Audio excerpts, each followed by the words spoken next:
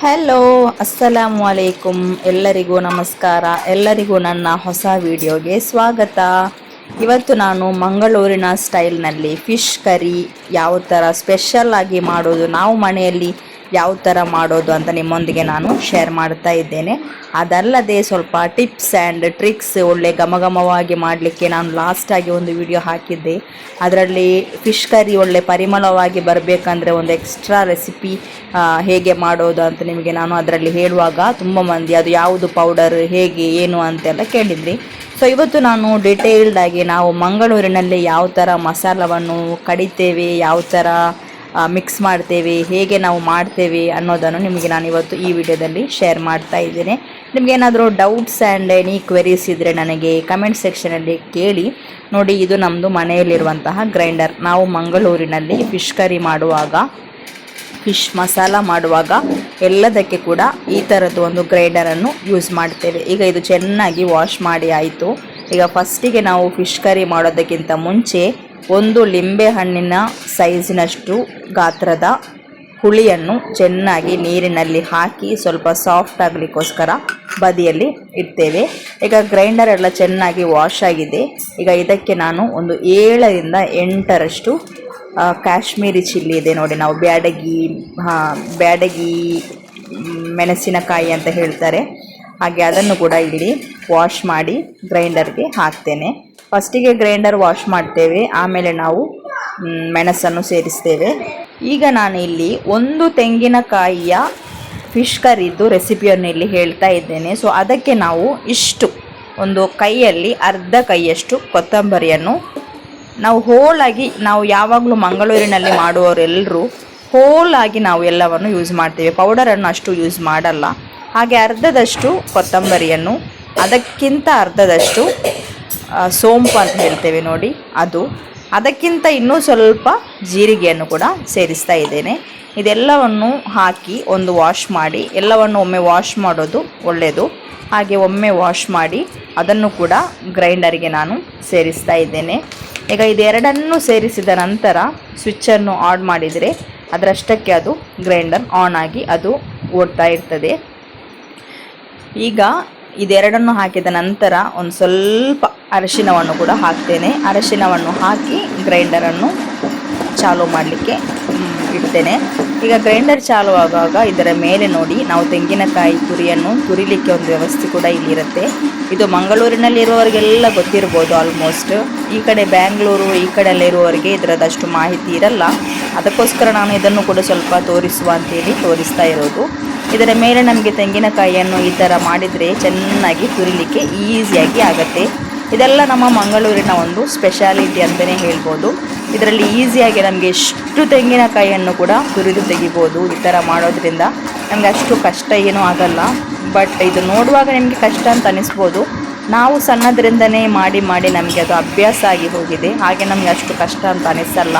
ಇದರಲ್ಲಿ ಕೆಲವು ಒಂದು ಮಾಡುವ ಒಂದು ವಿಧಾನ ಇರುತ್ತೆ, ಅದೇ ವಿಧಾನದಲ್ಲಿ ನಾವು ಫಾಲೋ ಮಾಡಬೇಕು, ಇಲ್ಲಾಂದರೆ ಕೈಯೆಲ್ಲ ಸ್ವಲ್ಪ ಗಾಯ ಆಗುತ್ತೆ. ಹಾಗೆ ನಾನು ಒಂದು ತೆಂಗಿನಕಾಯಿಯನ್ನು ಚೆನ್ನಾಗಿ ಈ ಥರ ಇಟ್ಟು ತುರಿದು ತೆಗಿತಾ ಇದ್ದೇನೆ. ಈಗ ನಾನು ಹೇಳ್ತಾ ಇರೋದು ಒಂದು ತೆಂಗಿನಕಾಯಿಯ ಫಿಶ್ ಕರಿದು ರೆಸಿಪಿ, ಅಂದರೆ 1 kg ಫಿಶ್ ಇರ್ಬೋದು ಅಷ್ಟೇ. ನಾವು ಅಂದಾಜಿನ ಮೇಲೆ ಹೇಳ್ತಾ ಇರೋದು, ಕರೆಕ್ಟಾಗಿ ಏನು ಹೇಳ್ತಾ ಇಲ್ಲ. ಬಟ್ ಒಂದು ತೆಂಗಿನಕಾಯಿ ಫುಲ್ಲಾಗಿ ನಾನಿಲ್ಲಿ ಹಾಕ್ತಾ ಇದ್ದೇನೆ.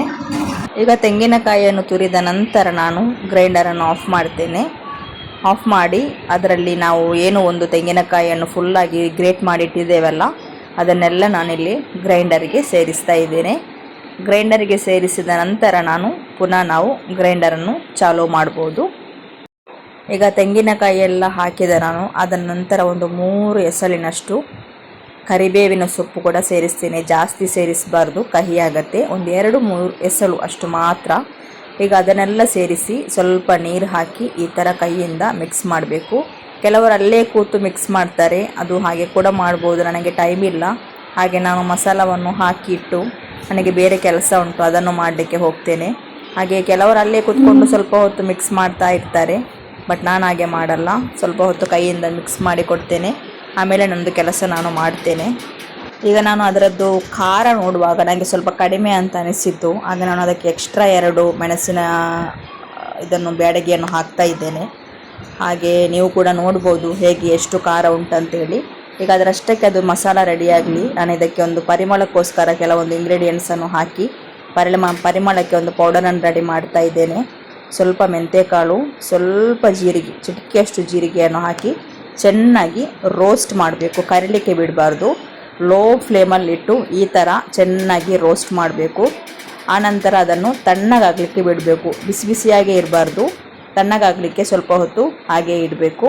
ತಣ್ಣಗಾದ ನಂತರ ನಾವು ಈ ಥರ ಇದನ್ನು ಪುಡಿ ಮಾಡ್ಬೋದು. ನೀವು ಬೇಕಾದರೆ ಮಿಕ್ಸಿ ಜಾರ್ಗೆ ಕೂಡ ಹಾಕಿ ಪುಡಿ ಮಾಡಿ ಇಟ್ಟರೆ ಅದರದ್ದು ಫ್ರೆಶ್ನೆಸ್ ಹೋಗುತ್ತೆ. ಬಟ್ ಈ ಥರ ನಾವು ಮಾಡೋದ್ರಿಂದ ನಮಗೆ ಒಳ್ಳೆ ಎಕ್ಸ್ಟ್ರಾ ಫ್ಲೇವರ್ ನಮಗೆ ಸಿಗುತ್ತೆ. ಪೌಡರ್ ಮಾಡಿ ನಾವು ಅದನ್ನು ಸ್ಟೋರ್ ಮಾಡಿದ್ದಕ್ಕಿಂತ ಈ ಥರ ಒಮ್ಮೆಲೆ ಮಾಡಿ ಒಮ್ಮೆಲೆ ಯೂಸ್ ಮಾಡೋದ್ರಿಂದ ನಮಗೆ ಎಕ್ಸ್ಟ್ರಾ ಒಂದು ಪರಿಮಳ ನಮಗೆ ಸಿಗುತ್ತೆ. ಹಾಗೆ ನಾನು ಈ ಥರ ಮಾಡಿ ಪೌಡರ್ ಮಾಡಿ ಪರಿಮಳ ಬರ್ತದೆ ನಾವು ಪದಾರ್ಥ ಮಾಡುವಾಗ. ಹಾಗೆ ಚಪಾತಿಯ ರೋಲ್ ಇದೆ ನೋಡಿ, ಅದರ ಮುಖಾಂತರ ನಾನು ಈ ಥರ ಪುಡಿ ಮಾಡ್ತೇನೆ. ಈಗ ನೀವು ನೋಡ್ಬೋದು ಎಷ್ಟು ಫೈನಾಗಿ ಪೌಡರ್ ಆಗಿದೆ ಅಂತ. ಈಗ ಇದನ್ನು ನಾನು ಬದಿಗಿಡ್ತೇನೆ.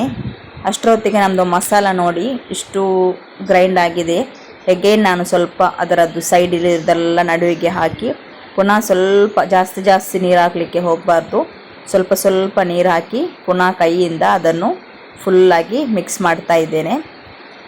ಈಗ ಮಿಕ್ಸ್ ಮಾಡಿ ನಾನು ಸ್ವಲ್ಪ ನೀರಲ್ಲಿ ಬದಿಯಲ್ಲಿ ಇಟ್ಟಿರ್ತೇನೆ. ಅದರಲ್ಲೇ ನಾನು ಕೈ ತೊಳೆಯುವುದು, ಅಂದರೆ ಅದನ್ನು ವೇಸ್ಟ್ ಮಾಡಬಾರ್ದಲ್ಲ. ಪುನಃ ನಾವು ಕೈ ತೊಳೆದು ಪುನಃ ಹಾಕುವಾಗ ನಮ್ಮದು ನೀರೆಲ್ಲ ವೇಸ್ಟ್ ಆಗುತ್ತೆ. ಹಾಗೆ ಅದೇ ನೀರನ್ನು ಅದಕ್ಕೆ ಸೇರಿಸಬೇಕು. ಈಗ ಒಂದು 3/4 ಅಂಶದಷ್ಟು ನಮ್ಮದು ಗ್ರೈಂಡ್ ಇಲ್ಲಿ ಆಗಿದೆ ಮಸಾಲ ಎಲ್ಲ. ಆ ಒಂದು ಹಂತದಲ್ಲಿ ಒಂದು ಸಣ್ಣ ನೀರುಳ್ಳಿ, ಒಂದು ಸಣ್ಣ ಟೊಮೆಟೊವನ್ನು ಕೂಡ ಇದಕ್ಕೆ ಆ್ಯಡ್ ಮಾಡ್ತೇನೆ. ಆ್ಯಡ್ ಮಾಡಿ ಇನ್ನೂ ಸ್ವಲ್ಪ ನೀರನ್ನು ಸೇರಿಸಿ ನನ್ನ ಕೆಲಸವನ್ನು ನಾನು ಮಾಡ್ತೇನೆ. ಹಾಗೆ ನಾವು ಅದರ ನಡುವಿನಲ್ಲಿ ಕೆಲಸ ಮಾಡ್ತಾ ಇರುವಾಗ ಬಂದು ಆ ಮಿಕ್ಸರ್ ಏನು ನಮ್ಮದು ಮಸಾಲ ಇದೆ ಅದನ್ನು ನಾವು ಮಿಕ್ಸ್ ಮಾಡಿ ಹೋಗಬೇಕು. ಇಲ್ಲಾಂದರೆ ಅದು ನಡುವಿನಲ್ಲಿ ಮಾತ್ರ ಗ್ರೈಂಡ್ ಆಗಿ ಹೊರಗಡೆಯಿಂದ ಹಾಗೆಯೇ ಉಳಿಯುತ್ತೆ. ಈಗ ನಮ್ಮದು ಆಲ್ಮೋಸ್ಟ್ ಮಸಾಲ ರೆಡಿ ಆಯಿತು. ಈಗ ನಾನು ಸ್ವಲ್ಪ ನೀರನ್ನು ಹಾಕಿ ತೆಗಿತೇನೆ ಇದನ್ನು. ನಿಮಗಿದನ್ನು ನೋಡುವಾಗ ಸ್ವಲ್ಪ ಕಷ್ಟ ಅಂತ ಅನಿಸ್ಬೋದು, ಬಟ್ ನಮ್ಮ ಊರಿನ ಈ ಕಡೆ ಎಲ್ಲ ನಮಗೆ ಮಾಡಿ ಅದು ಅಭ್ಯಾಸ ಆಗಿಬಿಟ್ಟಿದೆ. ಈಗ ನಮ್ಮದು ಮಸಾಲವನ್ನು ತೆಗೆದು ಪುನಃ ಒಂದು ಕಡಾಯಿಗೆ ಹಾಕ್ತೇನೆ. ಕಡಾಯಿಗೆ ಹಾಕಿ ಫ್ಲೇಮ್ ಆನ್ ಮಾಡಿ ಹೈ ಫ್ಲೇಮಲ್ಲಿ ಇಡಬೇಕು. ಅದು ಕೊದಿಬೇಕು, ಫಸ್ಟಿಗೆ ಕೊದಿದ್ರೇ ಅದರದ್ದು ಟೇಸ್ಟ್ ನಮಗೆ ಜಾಸ್ತಿ ಸಿಗೋದು. ಈಗ ನೋಡಿ ಮಸಾಲ ಇಷ್ಟು ಹಂತಕ್ಕೆ ನಮಗೆ ಸಿಕ್ಕಿದೆ. ಇದನ್ನು ನಾನು ಫ್ಲೇಮ್ ಮೇಲೆ ಇಟ್ಟು ಆಮೇಲೆ ನಿಮಗೆ ನಾನು ತೋರಿಸ್ತೇನೆ.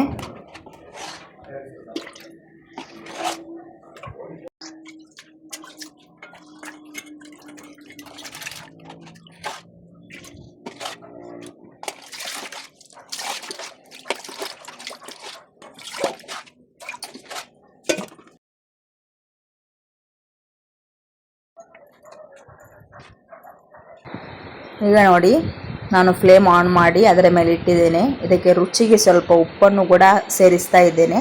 ಸ್ವಲ್ಪ ಕರಿಬೇವಿನ ಸೊಪ್ಪು ಕೂಡ ಹಾಕ್ತೇನೆ. ಆಮೇಲೆ ಒಂದು ಖಾರ ಮೆಣಸಿನಕಾಯಿ ಅದು ಕೂಡ ಕಟ್ ಮಾಡಿ ಹಾಕ್ತೇನೆ. ಸ್ವಲ್ಪ ಇಂಜಿ ಶುಂಠಿ ಇದೆ ಅಲ್ವಾ, ಅದನ್ನು ಕೂಡ ಹಾಕ್ತಾ ಇದ್ದೇನೆ. ಇದೆಲ್ಲ ನೀವು ಗ್ರೈಂಡ್ ಮಾಡುವಾಗ ಲಾಸ್ಟಿಗೆ ಕೂಡ ಹಾಕಿ ತೆಗಿಬೋದು. ನಾನು ಈ ಥರ ಹಾಕ್ತಾ ಇರೋದು. ಈಗ ಇದನ್ನೆಲ್ಲ ಚೆನ್ನಾಗಿ ಮಿಕ್ಸ್ ಮಾಡಿ ಉಪ್ಪೆಲ್ಲ ಹೇಗಿದೆ, ಕರೆಕ್ಟಾಗಿದೆಯಾ ಇಲ್ವಾ ಅಂತೆಲ್ಲ ಚೆಕ್ ಮಾಡಿ ಅದರದ್ದು ನೀರಿನ ಹದ, ಅಂದರೆ ಕೆಲವರಿಗೆ ಜಾಸ್ತಿ ತೆಳು ಇಷ್ಟ ಇರುತ್ತೆ, ಕೆಲವರಿಗೆ ಅಷ್ಟು ತೆಳು ಇಷ್ಟ ಇರಲ್ಲ. ಅದೆಲ್ಲ ಅವರವರ ಇಷ್ಟ. ನಿಮಗೆ ಹೇಗೆ ಬೇಕು ಆ ಒಂದು ಹದಕ್ಕೆ ನೀವು ಅದನ್ನು ತಯಾರು ಮಾಡ್ಬೋದು. ಈಗ ನಮ್ಮದು ಫಿಶ್ಶಿದ್ದು ಮಸಾಲ ಇಲ್ಲಿ ರೆಡಿಯಾಗಿದೆ. ನೀವು ನೋಡ್ಬೋದು, ನಾವು ಮಂಗಳೂರಿನಲ್ಲಿ ಸ್ವಲ್ಪ ಕೂಡ ಹುಡಿ ಮಸಾಲಗಳು ಏನೂ ಹಾಕದೆ ಫ್ರೆಶ್ ಆಗಿ ಗ್ರೈಂಡ್ ಮಾಡಿ ನಾವು ಮಾಡುವಂತಹ ಒಂದು ಫಿಶ್ ಕರಿ ಆಗಿರುತ್ತೆ. ಈಗ ಮಸಾಲ ಇಲ್ಲಿ ಚೆನ್ನಾಗಿ ಕೊದಿ ಬಂದಿದೆ. ಪುನಃ ನಾನು ಉಪ್ಪು ಚೆಕ್ ಮಾಡಿದೆ, ಸ್ವಲ್ಪ ಕಡಿಮೆ ಉಂಟು, ಹಾಗೆ ಉಪ್ಪು ಕೂಡ ಹಾಕಿದೆ. ಈಗ ಚೆನ್ನಾಗಿ ಕೊದಿ ಬಂದ ನಂತರ ಫಸ್ಟಿಗೆ ನಮ್ಮ ಮೀನಿನ ತಲೆಯ ಭಾಗ ಏನಿದೆ ಅದನ್ನು ಇದಕ್ಕೆ ಹಾಕ್ತಾ ಇದ್ದೇನೆ. ಅಂದರೆ ಅದು ಸ್ವಲ್ಪ ಟೈಮ್ ಹಿಡಿಯುತ್ತೆ ಬೇಯಲಿಕ್ಕೆ. ಅದಕ್ಕೋಸ್ಕರ ಫಸ್ಟಿಗೆ ನಾನು ಇದರ ಮೀನಿನ ತಲೆ ಭಾಗವನ್ನು ಸೇರಿಸ್ತೇನೆ. ಅದು ಹಾಕಿ ಒಂದು 5 ನಿಮಿಷ ಕೊದಿ ಬಂದ ನಂತರ ಮೀನಿನ ಉಳಿದ ಭಾಗ ಏನಿದೆ ಅದನ್ನು ಹಾಕ್ತೇನೆ. ಅದನ್ನು ಹಾಕಿ ಒಂದು 5 ನಿಮಿಷ ಕೊದಿ ಬಂದರೆ ಸಾಕು. ನಮ್ಮದು ಫಿಶ್ ಜಾಸ್ತಿ ಬೇಯುವ ಅಗತ್ಯ ನಮಗೆ ಇರಲ್ಲ. ಇಲ್ಲಿ ನಾನು ಯೂಸ್ ಮಾಡಿರುವಂಥದ್ದು ಮುರುಮೀನ್ ಅಂತ ಹೇಳ್ತಾರೆ ನಮ್ಮ ಮಂಗಳೂರಿನ ಕುಡ್ಲ ಭಾಷೆಯಲ್ಲಿ. ಹಾಗೆ ಚೆನ್ನಾಗಿ ಒಂದು 5 ನಿಮಿಷ ಕೊದಿ ಬಂದ ನಂತರ ಫ್ಲೇಮನ್ನು ಆಫ್ ಮಾಡ್ತೇನೆ. ಫ್ಲೇಮನ್ನು ಆಫ್ ಮಾಡಿದ ನಂತರ ಏನು ಮಾಡಬೇಕಂದ್ರೆ ನಮ್ಮ ಏನು ಫ್ಲೇವರ್ ಕೊಡುವಂತಹ ಸ್ಪೆಷಲ್ ಮಸಾಲ ಹುಡಿ ಏನಿದೆ ಅದನ್ನು ಮೇಲೆ ಚೆನ್ನಾಗಿ ಈ ಥರ ಸ್ಪ್ರೆಡ್ ಮಾಡಿ ಮುಚ್ಚಳವನ್ನು ಹಾಕಿ ಹಾಗೆ ಇಟ್ಬಿಡಬೇಕು. ಆ ನಂತರ ನಾವು ಸರ್ವ್ ಮಾಡುವ ಸಮಯದಲ್ಲಿ ಫುಲ್ಲಾಗಿ ಒಮ್ಮೆ ಮಿಕ್ಸ್ ಮಾಡಿ ಸರ್ವ್ ಮಾಡಬೇಕು. ಅಷ್ಟೇ ಫ್ರೆಂಡ್ಸ್. ಇಷ್ಟ ಆದರೆ ಲೈಕ್ ಮಾಡಿ.